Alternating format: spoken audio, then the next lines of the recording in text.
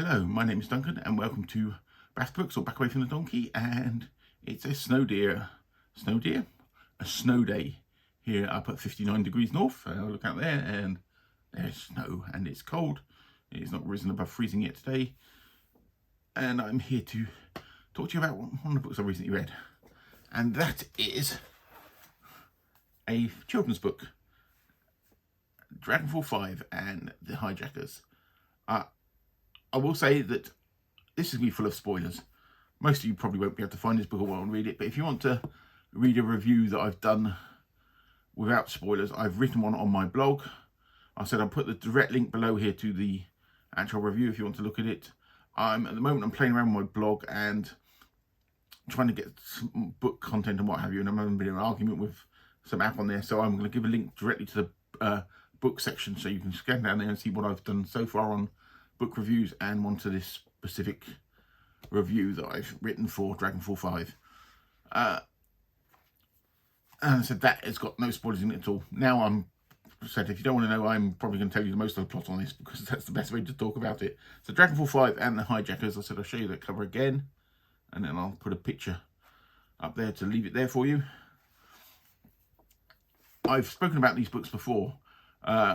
When I was about 5 or 6 years old, I remember finding them in my primary school's library, and there's about 7 books in the series, and I read them all. I loved them. It's one of the things that got me into science fiction, and it's about this spacefaring family in this battered old spaceship, Dragonfall 5, as they travel around and do stuff. And I said it's a children's book.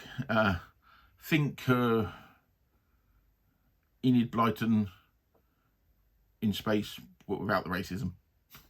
Sorry, but yeah, Dragonfall 5. Brian Earnshaw wrote them, and they are illustrated by Simon Stern. And I'll show you some of the illustrations. They sort of, you can see there. This cover was done by somebody else actually. There is an original cover on the original hardbacks of these, were actually done by Simon Stern as well, which I miss. And I said I am going to actually show a copy of that up there so you can see it. But yeah, I said these books have got a lot of sort of memories for me, and I've been keeping an eye out for years to try and find one. I finally managed to find one in a job lot of books I got off of eBay of old science fiction books, because when you see these second hand, they normally go for more money than I'm willing to pay for them. For some reason, there seems to be lots of Spanish and German versions around it, flying around. But those are 2 languages I can't read. If they've been in French, I may have given it a go, because I can read French, sort of. But yes, so I managed to get hold of this. This is the Hijackers, which I think is book 5. There's about 7 books in the whole series. There's the Space Cowboys, I can't remember them all.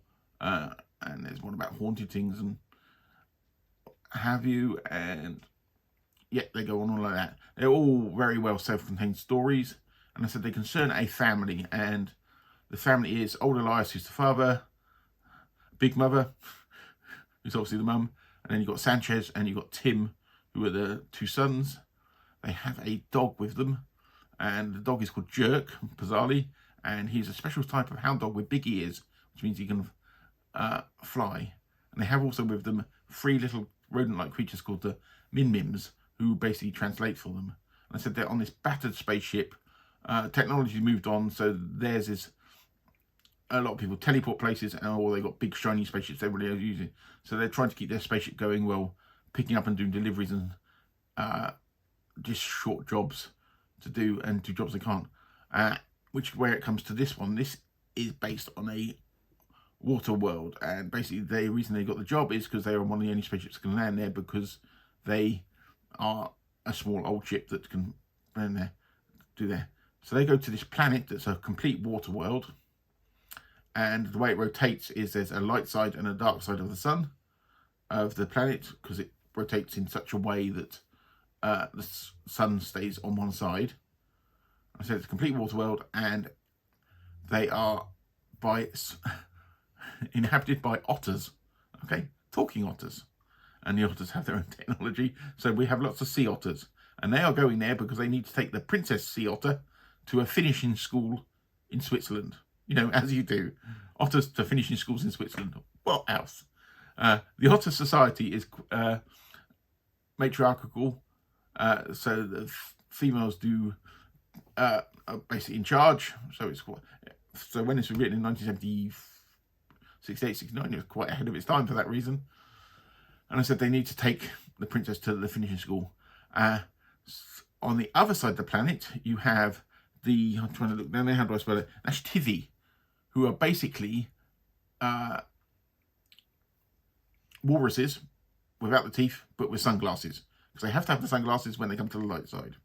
And they sort of don't speak to each other. What have you. So the Hijackers, I said it's called Dragonfall 5 and the Hijackers. And that's because the crew of the Dragonfall 5 have a nemesis. And this arch nemesis is called Dave Anderson. And Dave Anderson, from what I remember, in all the stories comes up and does bad things, but he's never that bad, because obviously it's a children's book. So he's never do that bad. So in this one, he sets up a pseudo-communist society with the Nashtivi, and they want to kidnap the princess to hold them ransom so they can get the rights to some fishing ground, which is like right on the border between the light and the dark sides. So we have this pseudo-communist society going on. And I was thinking when I was reading this, I said, it's the first time I read these books for years and years, and I said I'm reading them as a 50-something-year-old man. Last time I read them, I was 6 years old.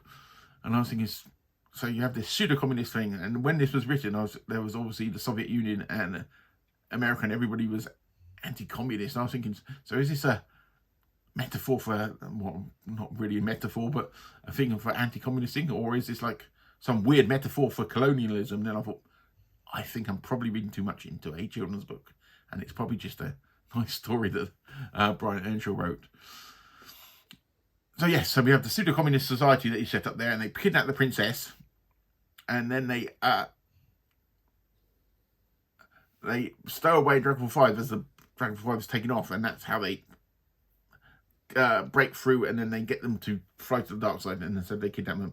Then the crew of Dragonfall 5 escape, as you would, and then float, and they find one of the Nashtivi who's been left behind because he got sent off in a seaplane.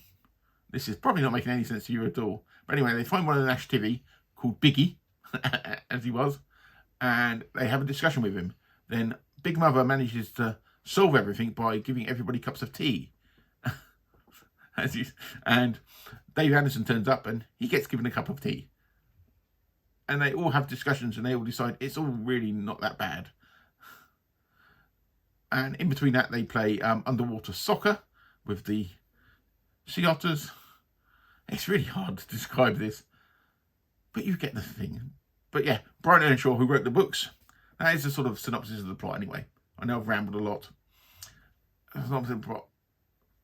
And Brian Earnshaw wrote the books. He wrote, I said, 7 of these books. He did some other books called Star Clippers as well. He was a English lecturer. He was a school teacher at one point. He went on to write some architecture books and some things about history of gardens in the 90s.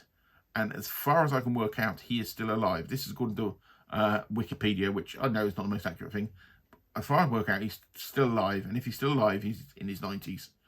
But these books, I said, I'm incredibly fond of. The more I read them, the more I think they could have made a really great animated children's TV program. And it's a real shame that they seem to have been forgotten.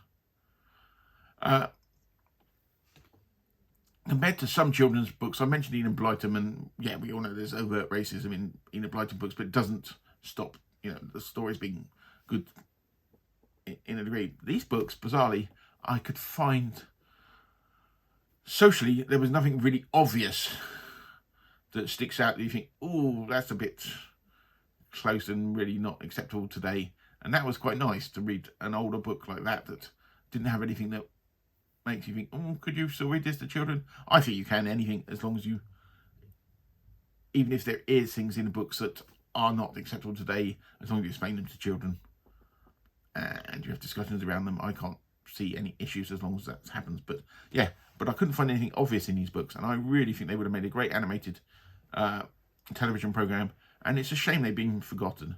But if anybody else finds any Dragonfall 5 books, let me know. Buy them. I'll pay you for them. I'd love to get some of the other ones. But I said, I missed the original hardback versions, but I will leave you that. And that is my rambling discussion about Dragonfall 5 by Brian Earnshaw and the Space Hijackers. And the sentient sea otters and the walruses with sunglasses.